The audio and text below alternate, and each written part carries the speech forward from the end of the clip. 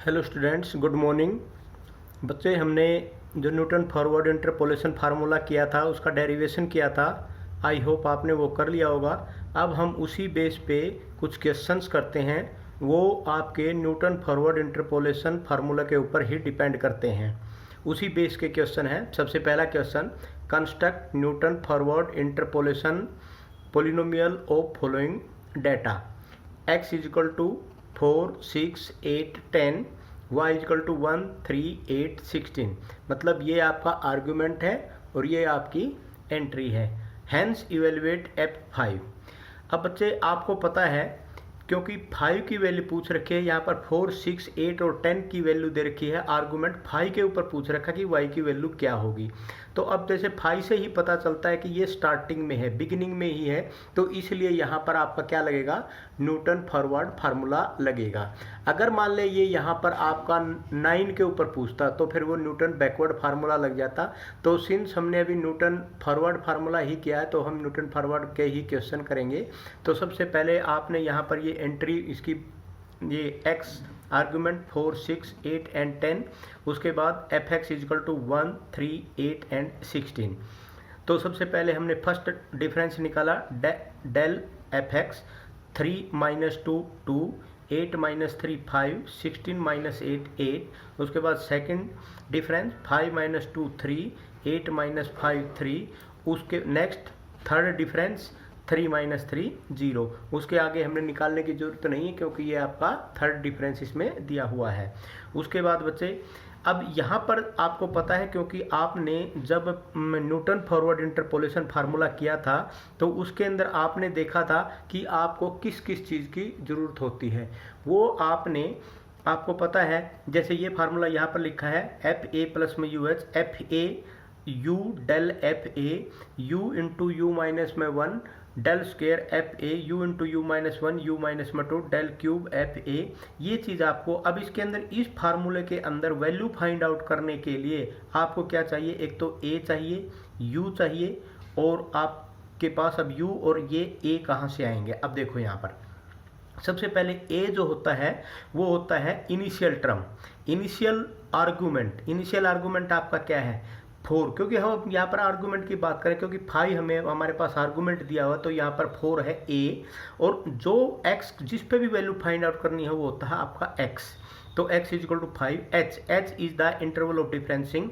Argument में क्या interval of डिफरेंसिंग है, 4 और 6 के बीच में क्या है गैप, तो 2 का है, आगे भी 2 का, आगे भी 2 का, और हम ये इक्वल इंटरवल, इक्वल डिस्टेंस की बात कर रहे हैं, हम इक्वल इंटरवल ऑफ डिफरेंसिंग की बात कर रहे हैं यहाँ पर। तो सबसे u हम निकालते हैं। u क्या होता है आपका x माइनस ए अपॉन एच।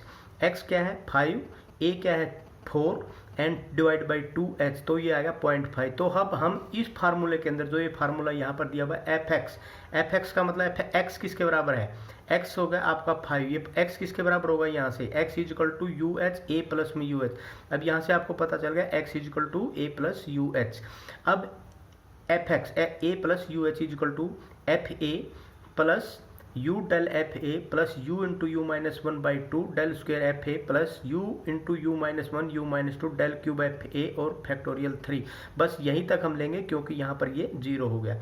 अब बच्चे, क्योंकि हम न्यूटन फॉरवर्ड फार्मूला कर रहे हैं तो जो आपका डेल एफ, ये तो आपका एफ ए हो गया, del F A del square F A and del cube F A. बच्चे, यहाँ पर मैं एक चीज़ और आपको बताना चाहता हूँ, अगर यही फार्मूला यहाँ पर बैकवर्ड डिफरेंस का होता और 9 पे हमें वैल्यू ली जाती तो फिर ये जो चीज़ है ना, बिल्कुल फार्मूला आपकी जो टेबल बनेगी, डिफरेंस टेबल बनेगी, वो तो सेम टू सेम बनेगी। लेकिन फिर हम बैकवर्ड फार्मूले में क्या यूज करते, this this this this and this. तो जब बैकवर्ड करेंगे, जब मैं आपको बता दूंगा, ये तो जस्ट आपको इन्फॉर्मेशन के लिए अभी मैंने बताया है। तो यहाँ पर देखो एफ ए की वैल्यू क्या है 1, यू क्या है 0.5 या 1/2, और F A 2, u into U minus में 1 1/2 और माइनस 1/2 और डिवाइड बाई आपका ये तो 2, तो ये आ गया 1/2 आपका u आ गया, u माइनस 1/2 माइनस 1/2 आ गया, डेल स्क्वेयर एफ ए ये 3 आ गया, प्लस में ये क्या आ जाएगा आपका 0। इसको सोल्व करेंगे 13/8 और 1.625 आएगा। इसका मतलब f5 की जो वैल्यू आएगी क्या आएगी 1.625। तो यहाँ पर जो f5 की वैल्यू की 1.625 y की fx की वैल्यू होगी, ये आपका आंसर आ गया। अब बच्चे नेक्स्ट क्वेश्चन, नेक्स्ट क्वेश्चन है आपका क्वेश्चन नंबर 2 था, अभी आप करेंगे क्वेश्चन नंबर 3। क्वेश्चन नंबर 3 भी सेम टू सेम है बच्चे। यहाँ पर the value of F X for X is equal to 0, 1, 2, 6 are given by X is equal to 1, 0, 1, 2, 3, 4, 5, 6 और एफ एक्स की वैल्यू क्या दे रखी है 2, 4, 10, 16, 20, 24 and 38। Estimate the value of 3.2 using only 4 of the given value। देखो ये क्वेश्चन बहुत ही समझने वाला क्वेश्चन है। इसने कहा है कि 3.2 पे वैल्यू बताओ using only 4 of the given value. ये जो वैल्यू दे रखी है इसमें से कोई भी 4 वैल्यू लेके और उसमें 3.2 पे वैल्यू बताओ क्या होगी। अब बच्चे एक बात देखो, अगर ये लाइन नहीं दी होती 3.2 पे वैल्यू, सिर्फ ये कह देता है एस्टिमेट द वैल्यू ऑफ 3.2, तो 3.2 पे जब आप वैल्यू निकालते हो तो 3.2 कहाँ आता है 3.2 इसके अंदर, तो 3.2 तो यहाँ आएगा। तो इससे पहले 3 यहाँ पर है, 3 यहाँ पर, तो यहाँ पर अगर देखा जाए तो इसके अंदर आपने सेंट्रल डिफरेंस फार्मूला यूज करना है, लेकिन यहाँ सेंट्रल डिफरेंस फार्मूला अभी तक हमने पढ़ा ही नहीं है, तो यहाँ तो हम न्यूटन फॉरवर्ड फार्मूले की बात करें, इसीलिए इसने ये दे दिया estimate the value of 3.2 using only 4 of the given value. अब हम क्योंकि हमें 3.2 से पूछा गया है तो हम इसको 3 से स्टार्ट कर लेंगे एंट्री, बाकी नीचे पीछे वाली जो एंट्री दे रखी है उसको हम नेग्लेक्ट कर देंगे, यहाँ से आगे वाली को हमारा कोई मतलब नहीं है। अब हम यहाँ से आगे की बात करेंगे, तो टेबल बना लेते हैं 3x 3, 4, 5, 6 एफ एक्स 16, 20, 24, 38 यहाँ से लेके और यहाँ तक 16, 20, 24, 38। तो del F X 20 minus 16, 24 minus 20, 38 minus 24 ये आ गया। Del square F X 4 minus 4 0, 14 minus 4 10 and del cube F X 10 minus में 0, ये आपका क्या हो गया 10 हो गया बच्चे। अब यहाँ पर ए क्या दे रखा है इनिशियल टर्म, इनिशियल वैल्यू क्या है x की 3 और x की वैल्यू जो वैल्यू हमें पूछी गई है 3.2, h क्या है 3 और 4 के बीच में डिफरेंस क्या है 1, u निकाल दिया x minus A by H, तो 3.2 माइनस 3 डिवाइड बाई 1 तो 1.2 आ गया।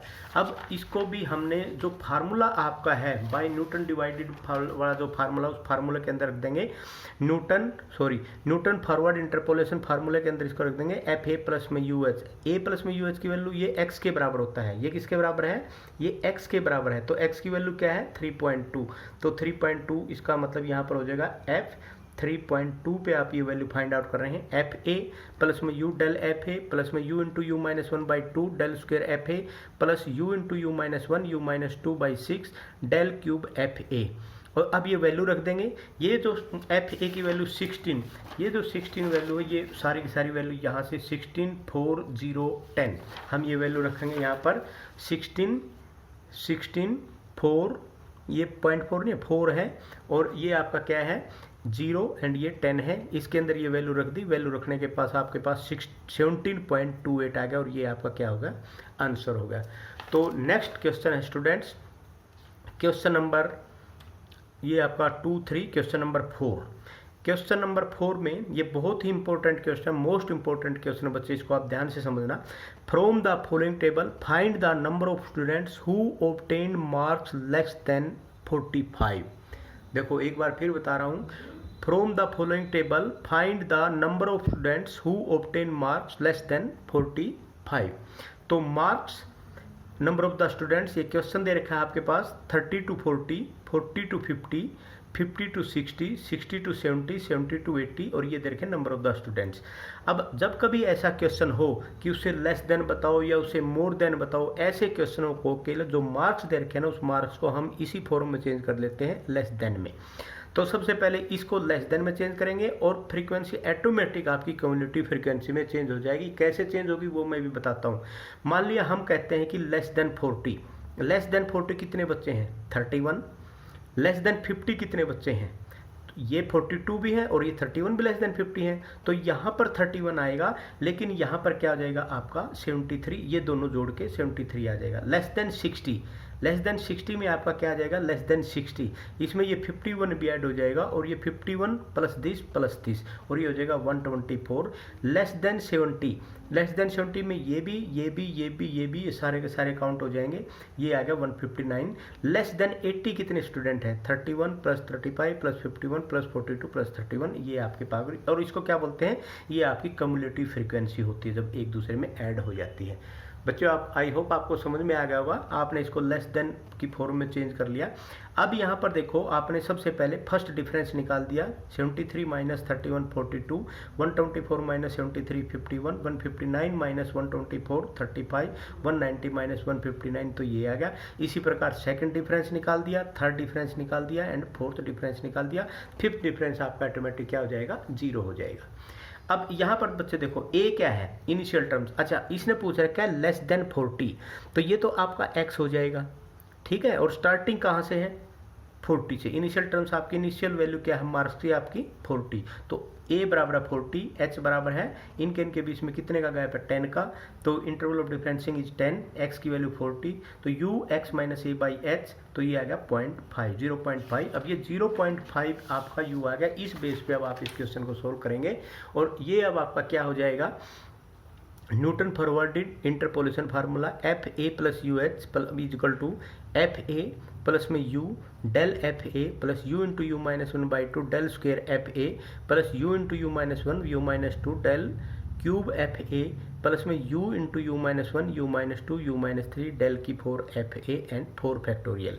तो ये सारी की सारी वैल्यू आपने रख दी। एफ ए आपके पास क्या दे रखा है बच्चे, यहाँ पर एफ ए 31, अब ये वैल्यू आपने पुट करनी है 31, दूसरी वैल्यू 42 और तीसरी value 9 del 4 F A minus 25 और ये आपका क्या हो जाएगा 37, 31 42 9 25 37, ये 31 42 9 इसकी जगह, और इसकी जगह क्या आ जाएगा आपका -25 और डेल 4 एफ ए की जगह क्या आ जाएगा आपका 37। ये सारी वैल्यू यहाँ पर आपने पुट कर दी, पुट करने के बाद आपको इसमें छोड़ा 47.867 आ गया, तो 48 स्टूडेंट हो गए। मतलब 45 से the number of the students obtaining the marks less than 45 are 48, मतलब 45 से नीचे जिन बच्चों के मार्क्स हैं वो है 48, ठीक है।